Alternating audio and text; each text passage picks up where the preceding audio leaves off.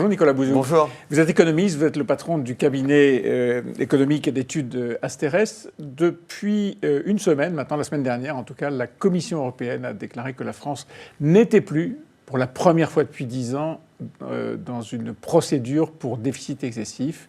Ces déficits sont revenus en dessous de 3% du PIB. Victoire pour Emmanuel Macron ?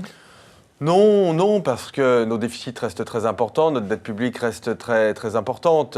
Et derrière ça, au fond, c'est essentiellement un effet de conjoncture. C'est-à-dire qu'on a une croissance économique qui est relativement forte, même si elle a ralenti un petit peu en début d'année. Mais enfin, on a des recettes fiscales qui augmentent mécaniquement. Mais au contraire, je dirais que ce qui pêche dans la politique économique de ce début de quinquennat, ce sont vraiment justement les questions d'endettement public, qui d'ailleurs sont des questions essentiellement de dépenses publiques. C'est-à-dire que chacun comprend bien que c'est plus en augmentant les impôts qu'on va réduire nos déficits et notre dette, c'est en jouant sur la dépense, et de ce point de vue-là, il n'y a rien. Donc tant mieux si on sort de la oui, c'est procédure. Une bonne nouvelle. Non, je vous vois très très négatif après tout. Le fait d'être déjà en dessous, c'est une première marche.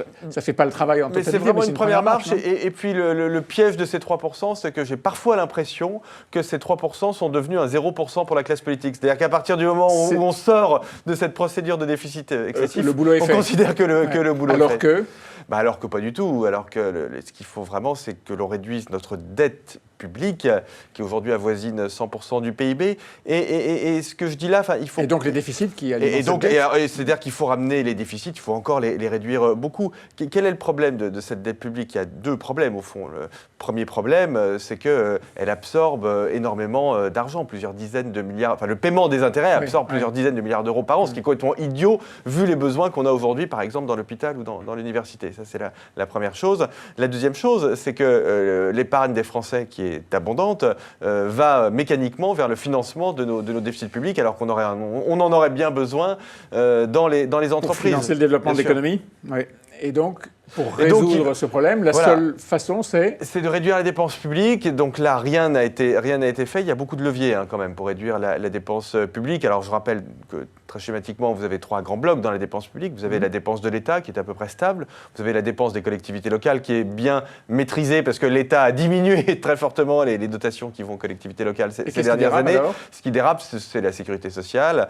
Et je pense que là, on a un levier très intéressant et assez facile sur les retraites. Typiquement. Pardon, il y a eu des plans et des plans sur l'hôpital, des plans et des plans sur la médecine de ville, des plans et des plans sur les retraites, et pourtant ça. Alors on va pas réduire les dépenses de santé. Les dépenses de santé, on peut les maîtriser, mais on va pas les réduire parce que les facteurs qui tirent sont extrêmement puissants. En revanche, sur les retraites, puisqu'il va y avoir une réforme des retraites que je trouve tout à fait bonne.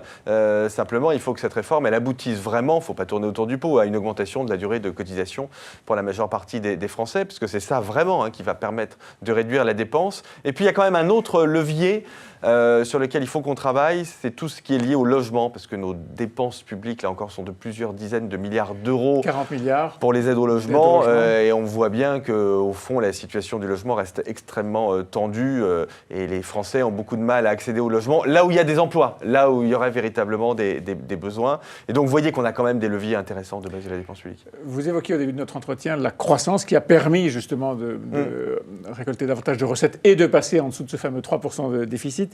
La croissance est plutôt bonne, elle est au mieux depuis une dizaine d'années, les chiffres sont bons, mais un certain nombre d'économistes disent attention, on voit le début du retournement du cycle. Vous êtes dans quel camp ? Ceux qui disent c'est bon ou ceux qui sont inquiets de ce qui peut se passer ensuite ? Non, mais les deux. Alors cette réponse est très insatisfaisante, mais il y a grosso modo... Vous êtes en même temps. Non, mais il y a deux risques qui pèsent sur la croissance aujourd'hui, la remontée des prix des matières premières, et puis surtout les questions financières, parce qu'il y a des bulles un peu partout, des bulles obligataires, des bulles sur les marchés d'actions, y compris sur les actions non cotées, problème de dette gigantesque, y compris en France, y compris d'ailleurs en France, on l'oublie un peu trop souvent, le secteur privé, les entreprises qui sont très endettés. Donc bon, je vois bien ces risques. En même temps, une crise financière, elle peut se déclencher là, mais elle peut se déclencher aussi dans 5 ans ou dans 10 ans, si vous voulez. Donc on ne peut pas le savoir.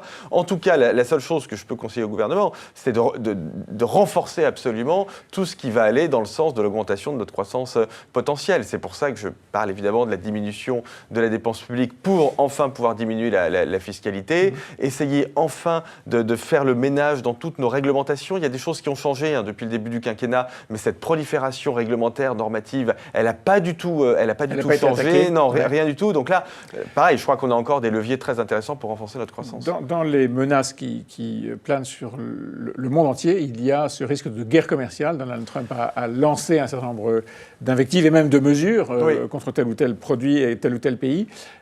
Quel est l'enjeu de cette guerre commerciale? Est-ce que vraiment c'est quelque chose qui peut arrêter la croissance? Oui, si on s'y prend mal. C'est-à-dire que si on répond, s'il y a des mesures de rétorsion, oui. Alors je sais que ce que je vais dire... C'est le principe d'une guerre commerciale. Oui, mais justement, ce que je vais dire est difficile peut-être à faire comprendre, mais il faut laisser Trump faire ses bêtises tout seul. C'est-à-dire qu'il faut bien comprendre que dans la mondialisation actuelle, qui est une mondialisation où beaucoup d'entreprises sont elles-mêmes organisées sur une base mondiale, taxer les importations, c'est en réalité taxer aussi les exportations. Parce que ce sont les mêmes entreprises qui importent et qui exportent. Et donc, quand Donald Trump veut taxer l'aluminium et l'acier, en réalité, les entreprises qu'il pénalise avant tout, ce sont les entreprises américaines qui utilisent de l'aluminium et de l'acier, notamment mais aussi les entreprises européennes qui produisent de l'aluminium et de l'acier. Oui, mais si nous-mêmes, nous prenons des mesures de rétorsion, nos propres taxes pénaliseront encore plus les nôtres. Donc, je crois qu'il faut laisser faire. Donc, oui, je suis désolé de le dire comme ça. C'est pas intuitif, en tout cas. Absolument, mais je pense que, justement, il ne faut pas qu'il y ait de guerre commerciale. Et donc, alors, il faut se laisser faire. Non, on peut quand même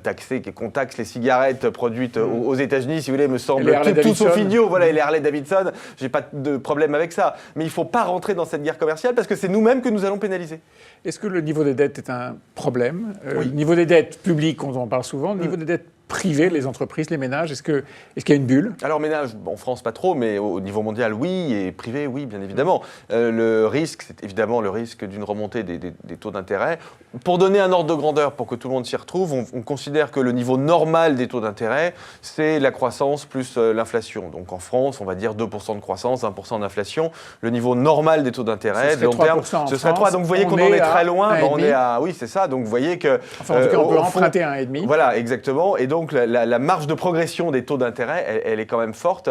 Et si ça se réalise, ce qui est une vraie épée de Damoclès, évidemment, ça pose des soucis pour les agents économiques, notamment ceux qui sont endettés à taux variable, qui ne sont pas très importants en France, mais il y a des effets en chaîne. Et si, Nicolas Bozou, ça ne se réalise pas, c'est aussi une menace, puisque, au fond, ça dope d'une façon un peu artificielle l'économie. Mais ça, c'est très exactement ce qu'on voit. Alors, pour le coup, je reviens à l'endettement public. C'est-à-dire que quand les taux d'intérêt sont bas, l'endettement public ne diminue pas. Juste, peut-être un tout petit mot encore sur l'endettement public, parce que je pense qu'un des sujets principaux aujourd'hui, c'est le sujet de l'organisation de l'Europe. Il faut absolument qu'on aille vers une Europe beaucoup plus intégrée. Ça concerne à la fois l'Union européenne et la zone euro. Et nos amis allemands ne veulent absolument rien entendre de nos projets tant qu'on n'a pas commencé à réduire notre endettement public. C'est quelque chose qu'il faut bien comprendre. C'est-à-dire que l'Allemagne qui s'approche des 60% d'endettement, la réforme de l'Europe, son préalable, c'est la diminution de l'endettement public de la France.